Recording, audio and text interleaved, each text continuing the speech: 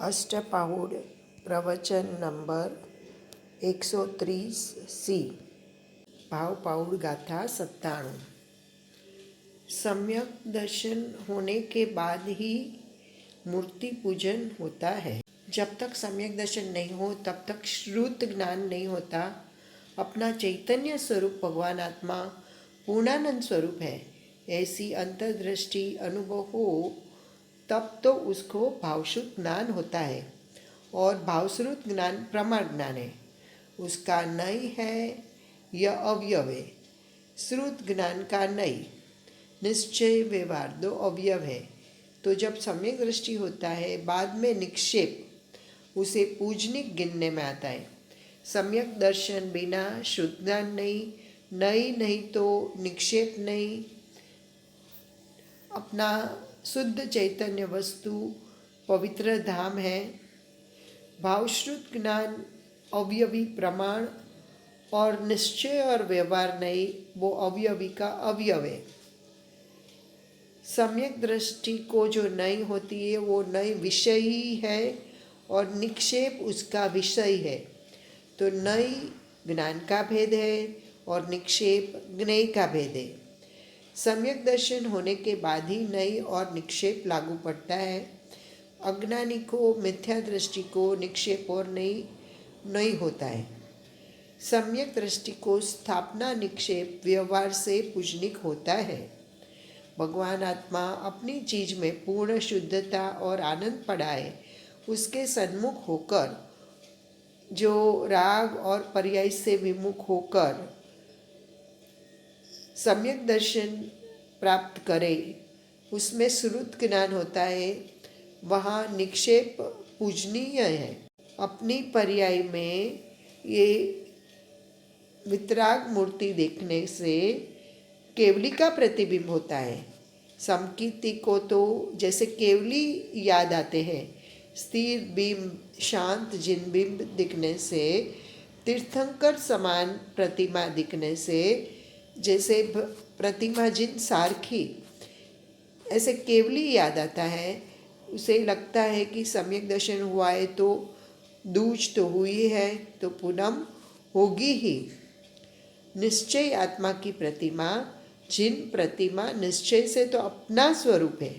अकषाय रस बिंब वितराग बिंब प्रभु वही प्रतिमा वितराग है, लेकिन वितराग प्रतिमा का जिसको अनुभव और प्रतीत हुई उसको शुभ विकल्प में जिन प्रतिमा जिन सारखी आए बिना रहती नहीं।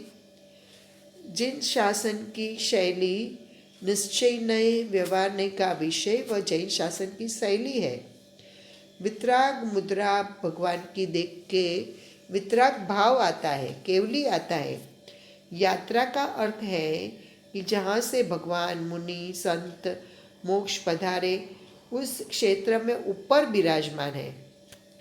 धर्मी को तो रागादि का अहंकार जिसको छूट गया है, पुण्य भाव है, लेकिन गर्व छूट गया है कि पुण्य भाव मेरा है, स्वामित्व छूट गया है, उसका धनी पता छूट गया है, तो भगवान की भक्ति का भाव आता है। तो वह जिन प्रतिमा यथार्थ रीति मान सकते हैं और परमात्मा जिसने मोक्ष लिया है उसे वो उस स्थान में सम श्रेणी में ऊपर विराजमान है। जहाँ से मोक्ष गए वहाँ से ऊपर ही विराजमान है, तो वो स्थल में नीचे जाकर स्मरण करना वह यात्रा है। यहाँ भी प्रतिमा को देखकर भगवान का स्मरण करना, सर्वज्ञ का स्मरण करना, ऐसा समकीर्ति को भाव आता है। इंद्र भी अपनी विभूति को छिलके के समान देखता है।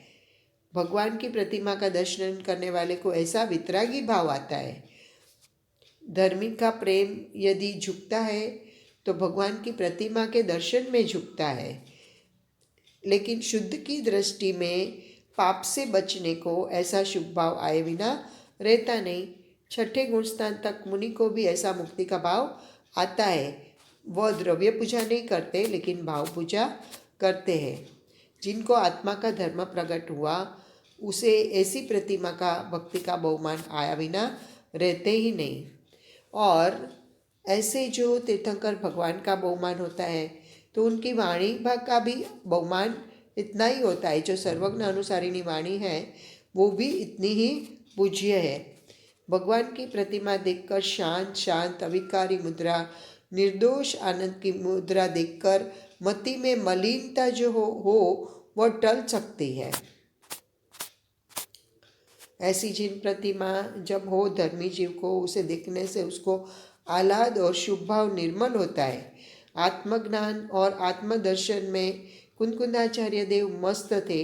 अंतर आनंद, अतीन्द्रिय आनंद भगवान आत्मा का, तो उसमें उसमें उसकी मस्ती जमी थी। इस मस्ती में ये अष्टपाउट शास्त्र लिखा है। वो कहते हैं कि ये शरीर तो छिलका है, कर्म रजकण सूक्ष्म पुण्य पाप के पड़े वह काचली है, और अंदर जो पुण्य पाप का विकल्प उठता है वह लाल रंग का छिलका है, और भगवान आत्मा उससे अंदर है। श्री श्री माने स्वरूप की लक्ष्मी आदि ऐसा फल अंदर पड़ा है, वह मीठा है, वो माने आनंद स्वरूप है। भगवान आत्मा शुद्ध आनंद मूर्ति है, ऐसा विचार करते हैं सम्यक दृष्टि। और जन्म मरण का कैसे नाश करके करे ऐसा विचार आता है। तो 9 पदार्थ की विचारणा करते हैं। 9 पदार्थ में जीव पहला है।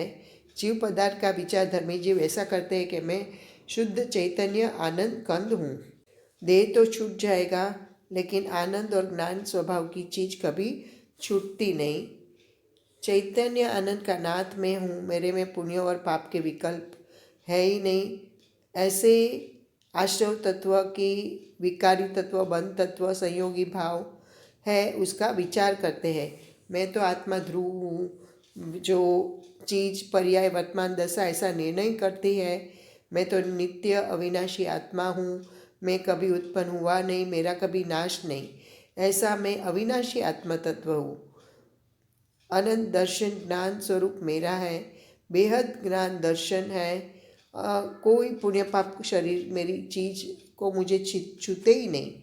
ऐसे धर्मी जीव अपना आत्मा की भावना करते हैं और विचार करते हैं कि मेरे धाम में तो आनंद पड़ा है, मैं तो स्वयं ज्योति सुखधाम चैतन्य प्रकाश की मूर्ति हूँ, आनंद का स्थान हूँ, तो मेरे में आनंद भरा है, जो बाहर से मुझे आनंद नहीं मिलने वाला है, मेरे में ही है।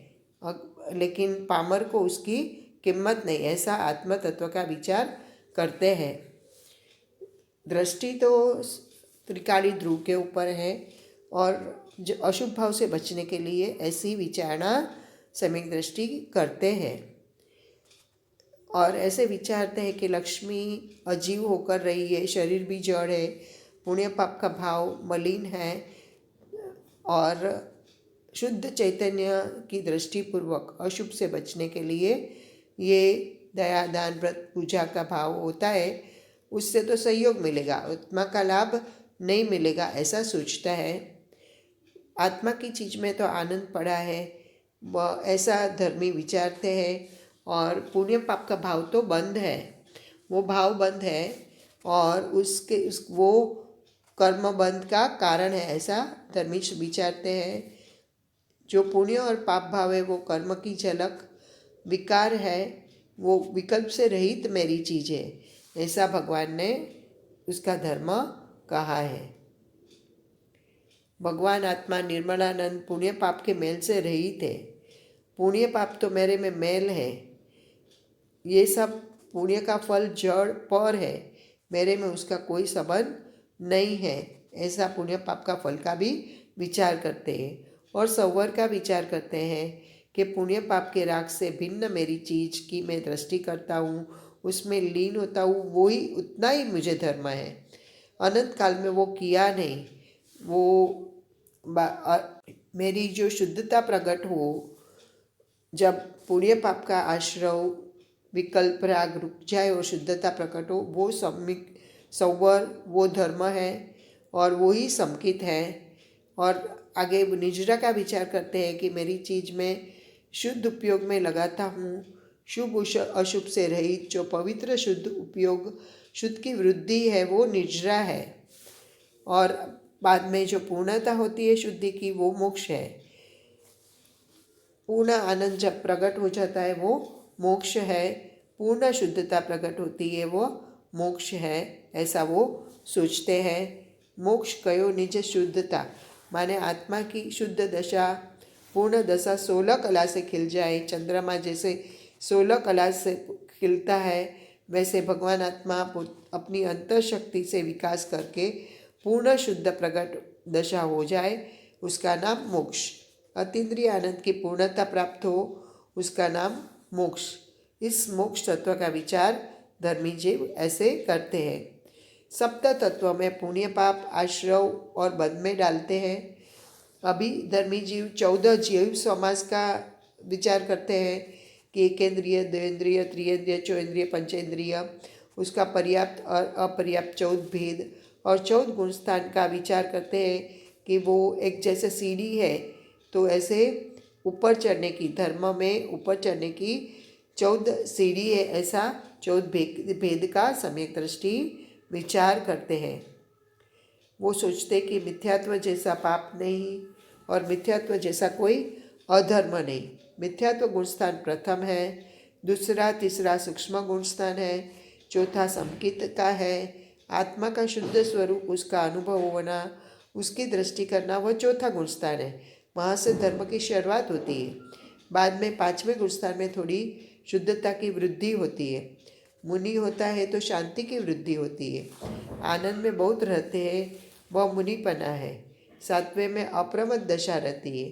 वैसे 8वें से लेकर 12, 13वें गुण स्थान में केवल ज्ञान होता है और 14वें में अंतिम स्थिति होकर सिद्ध होता है। ऐसा 14 गुण स्थान का विचार करते अपने में वह शुभ विकल्प है। अशुभ से बचने को शुद्ध की दृष्टि रखने से ऐसा भाव आता है, उसको पुण्य और अशुभ से बचने का भाव करने में आता है।